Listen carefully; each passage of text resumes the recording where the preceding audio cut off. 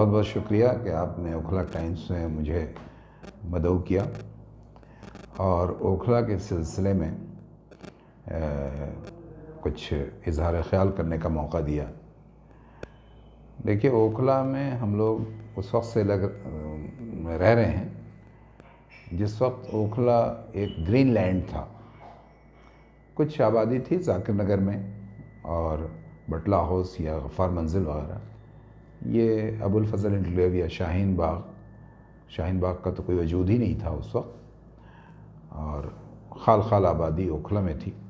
یہ ابو الفضل انکلیو میں تھی۔ اس وقت سے اوکھلا کو دیکھنے کا موقع مل رہا ہے، تو یہاں پہ اوکھلا کے سلسلے میں ایک بات ہم لوگوں کو یہ جاننی چاہیے کہ جب یہ آباد ہوا تو یہاں پہ کریم آف دا مسلمز آ کر کے رہنے لگے، اور ساتھ ساتھ یہاں جتنی ملی اور دینی جماعتوں کا مرکز ہے، اس لحاظ سے اس کی بڑی اہمیت ہے اس جگہ کی۔ لیکن افسوس کی بات ہے کہ اتنی اہم شخصیات اور جماعت ہونے کے باوجود اور مسلمانوں کا وہ جو مطلب پڑھا لکھا طبقہ، ایلیٹ کلاس، یہاں پہ رہنے کے باوجود اس علاقے کا کوئی یعنی اس کی ترقی نہیں ہو سکی، اور اس سلسلے میں کوئی کوشش بھی منظم طریقے سے نہیں ہوئی۔ اس کے بہت سارے وجوہات ہیں۔ ایک تو یہ ہے کہ سب سے پہلی بات یہ کہ ہماری خود غرضی، کہ ہمارا مکان اچھا ہو جائے، ہمارا ڈرائنگ روم زیادہ اچھا ہو جائے، لیکن ہماری سڑکیں اور نالی گندی ہیں یا پانی لگا ہوا ہے، اس سے کوئی مطلب نہیں ہے۔ تو ایک تو یہ ذہنیت ہے۔ اس کے ساتھ ساتھ یہاں جتنے لیڈرز آئے وہ انہوں نے یعنی ووٹ بینک کی پالیٹکس کی، اور جو اصل کام کرنا چاہیے یہاں پہ اوکھلا میں، خاص طور سے میں اس وقت بات کر رہا ہوں میونسپل کارپوریشن کے الیکشن کے تناظر میں، کہ اس وقت جس طرح سے آپ دیکھیں کہ ہر جگہ کھدائی ہو رہی ہے اور کچھ کام ہو رہا ہے، چلنا پھرنا دوبھر ہے، لیکن یہی کام اگر 5 سال سے اگر کیا جاتا تو عوام کو اتنی پریشانی نہیں ہوتی۔ اور یہ صرف اس لیے ہو رہا ہے کہ اس وقت الیکشن کا موقع ہے، اور اگر ہم سے لوگ سوال پوچھیں گے تو ہم کیا جواب دیں گے اور ہم کو ووٹ کس بنیاد پہ دیں گے، اس لیے یہ سب کام کیا جا رہا ہے، تھوڑا بہت جو نظر آ رہا ہے۔ لیکن اوکھلا کے سلسلے میں جو سنجیدگی سے کام کرنے کی ضرورت ہے، نہ یہاں کے لیڈرز نے، نہ یہاں کے جو پولیٹیکل پارٹیز ہیں ان کے رہنما نے کوشش بالکل نہیں کی، اور اوکھلا اپنی جگہ پہ جس کا تس رہا۔ آپ دیکھ رہے ہیں یہاں پہ جو نالا بہہ رہا ہے اس پہ کتنی گندگی ہے۔ یہاں پہ الشفا کے سامنے دیکھ لیں، کچرا پڑا ہوا ہے، وہاں پہ مریض آتے ہیں، وہاں پہ ایک بڑا ہاسپٹل ہے، لیکن آپ دیکھیں کہ اس کے سامنے کوڑا دان اتنا ہے جس میں بدبو تعفن پوری طرح سے ہے۔ نالا وہاں پہ ہے، وہیں پہ لوگ پارکنگ کرتے ہیں، وہاں کی حالت کو دیکھیے۔ پھر اوکھلا میں آپ چلے جائیے 9 نمبر پارک کی طرف، وہاں بڑھیے، وہاں سڑکیں ایک دم ٹوٹی ہوئی ہیں، یعنی گاڑی چلانا مشکل ہے وہاں جو صورتحال ہے۔ اسی طرح سے نئی بستی کے حالات کو دیکھیے، وہاں برا حال ہے۔ بٹلہ ہاؤس پہ دیکھیے، جام کی صورتحال اتنی ہے، اتنی خراب حالت ہے کہ بری طرح سے جام رہتا ہے، اس کا کوئی نظم نہیں ہے، کوئی پلاننگ نہیں ہے، اور یہ سلسلہ سالہ سال سے اسی طرح سے ہے، بنا ہوا ہے، اور لوگوں نے شاید اب یہ سمجھ لیا ہے کہ یہی ہماری قسمت ہے اور اسی طرح سے یہ صورتحال رہے گی۔ تو یہ دونوں طرف ہے، یہاں کی عوام کے اندر میں جو سرد مہری ہے، جو بے حسی ہے وہ ہے، جو یہاں کے جو خواص ہیں وہ شرم محسوس کرتے ہیں کہ وہ سڑک پہ آئیں اور آ کر کے سوال کریں لیڈر سے، اور اس سلسلے میں یا مجموعی طور پہ ساتھ بیٹھیں، اور اس پہ وہ یہاں کے مقامی مسئلے کو کوئی وہ مسئلہ سمجھتے ہی نہیں ہے، وہ نیشنل انٹرنیشنل ایشوز پہ سیمینار کرنے تو مختلف جگہ جاتے ہیں، بڑے بڑے بڑے پروگرامز کرتے ہیں، لیکن جس سماج کے اندر رہتے ہیں اس سماج کی ان کو کوئی فکر نہیں ہے، جس مقام پہ رہتے ہیں اس مقام کی ان کی کوئی فکر نہیں ہے۔ تو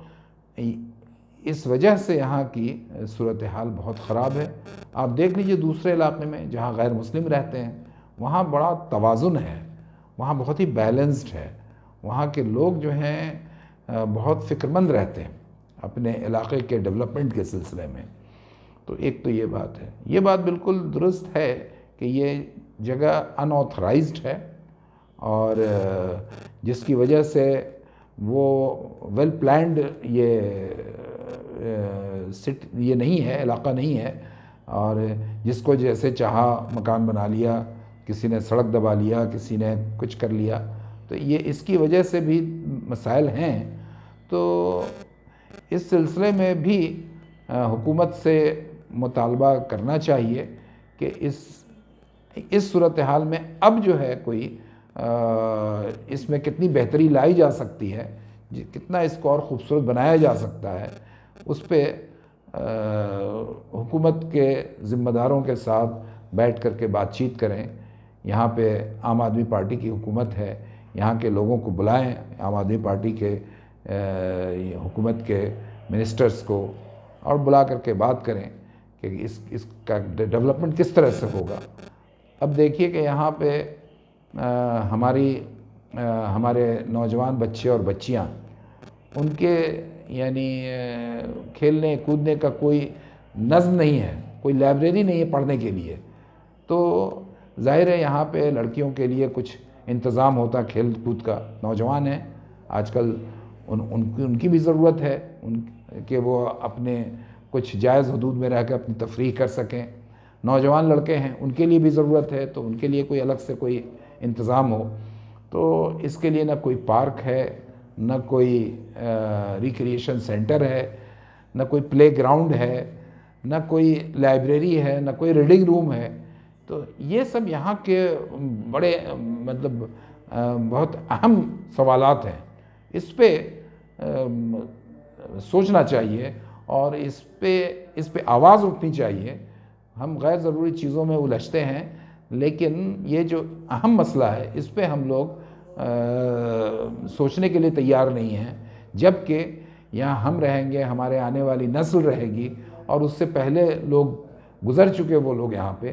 تو اسی علاقے میں رہنا ہے۔ تو اس کو خوبصورت بنانا، اس کو بہتر بنانا، اس کو ایک میننگ فل بنانا اس علاقے کو، یہ ہماری اہم ترین ذمہ داری ہے۔